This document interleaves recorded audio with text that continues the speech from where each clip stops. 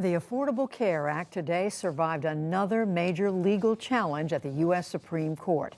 By a vote of 7-2, the justices rejected a lawsuit brought by 18 Republican-led states, ruling that they do not have legal standing to sue. The majority includes Justice Clarence Thomas, who was on the other side in previous cases about the law, as well as two justices appointed by former President Donald Trump, Brett Kavanaugh and Amy Coney Barrett.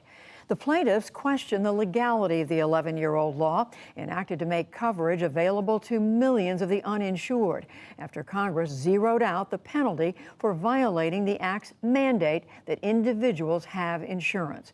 But Justice Stephen Breyer, who authored today's ruling, wrote that, quote, the state plaintiffs have failed to show that the challenged provision, without any prospect of penalty, will harm them. In dissent, Justice Samuel Alito wrote that, quote, the ACA imposes many burdensome obligations on states in their capacity as employers. Even $1 in harm is enough to support standing. A short time ago, I spoke with the Secretary of Health and Human Services, Xavier Becerra, about the Supreme Court decision. Secretary Becerra, thank you very much for joining us. So first of all, what does this court ruling mean for health care in this country? Judy, it means the fights are over and we get to build on the Affordable Care Act. So 31 million Americans who have their insurance through the Affordable Care Act can rest with the peace of mind that they can continue to get covered. Seniors who get better coverage and help paying for their prescription drugs know that that's not going to end. That 25-year-old child of yours who has insurance through your policy can stay on your policy. It means tomorrow the sun will shine. You still, though, Mr. Secretary, as you know, have Republicans like the ones who are commenting today saying the Obamacare, the Affordable Care Act, has been a, quote, failure in their view, that it's raised the cost of health care in this country. How do you answer them? Usually I answer that with the facts. 31 million Americans aren't applying to pay more for their health insurance. We're not seeing Americans rush to say, please, please, insurance company, discriminate against me because I have asthma or cancer and it's a pre-existing condition, so I don't want you to insure me. I don't see Americans rushing to say, get rid of this law and take us back to the bad old days. And so the facts answer that very well. And if I were playing baseball, I'd say, listen, 3 strikes, you're out. It's time to move forward. Well, let's look at what the administration has done and what it might still do. You've added to the subsidies available to people who would sign up for the ACA. There's been an effort to push more Medicaid expansion. How do you get more Americans enrolled in the Affordable Care Act?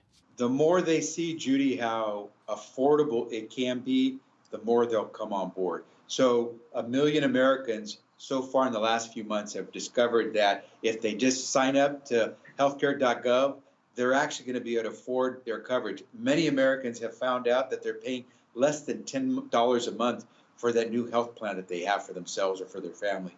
And so what we're just going to go out there and do is build on the success. President Biden ran for office as president saying, I want to build on the Affordable Care Act. So that's what we will do. We know there are a number of states that have not agreed for their state legislatures, their political leadership have not agreed to expand Medicaid. What do you do to persuade them, to get them to change their mind?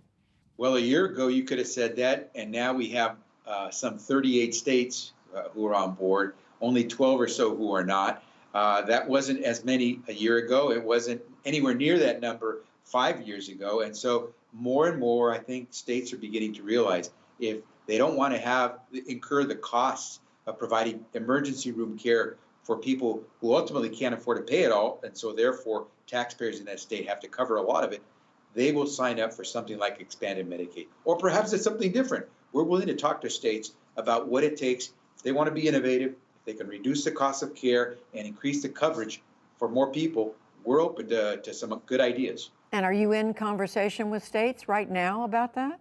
We definitely are. There are some states that have made proposals. We're talking to them about those. At the end of the day, we're willing to talk to anyone who wants to increase coverage and reduce prices. But that's what you got to do. You got to increase coverage and reduce prices. Secretary Becerra, we know that on the campaign trail, President Biden spoke often of his plan to enact a public option in health care coverage in this country. But we haven't heard about that since he's been inaugurated. Where does that stand? Well, the fiscal scorekeepers, whether it's the Congressional Budget Office or the Office of Management and Budget on the executive side, have both said that a public option saves tens of billions of dollars in healthcare costs. And so where it is the president said he would support that. It's a matter of getting Congress to work with us to see if we can move forward and implement something like that. It does give Americans another option in terms of insurance. So if you don't like the private insurance coverage that you see offered by some of the private insurers, you could go toward the public option, which would be very similar to what seniors today get under Medicare. Is there movement in that on that? There are a lot of conversations about that. And as I said, the president's very supportive. I think the president's taking the right approach. We want to get somewhere, and we'll talk to anyone with good ideas. But at the end of the day, we're going somewhere because Americans deserve to have better health care. There's also talk about Medicare for all, but on all of these proposals, you need to win. The ones that require congressional approval, you've got a very close margin in the Senate. It's tied 50-50. How do you get the votes you need to enact the kind of legislation that would reach a significantly larger number of Americans? That's where the president has, I believe, demonstrated that he wants to reach across the aisle. He'd like to see bipartisan movement, but he wants to see movement. And so I think you're going to see a White House that is intent on reaching out to make it work.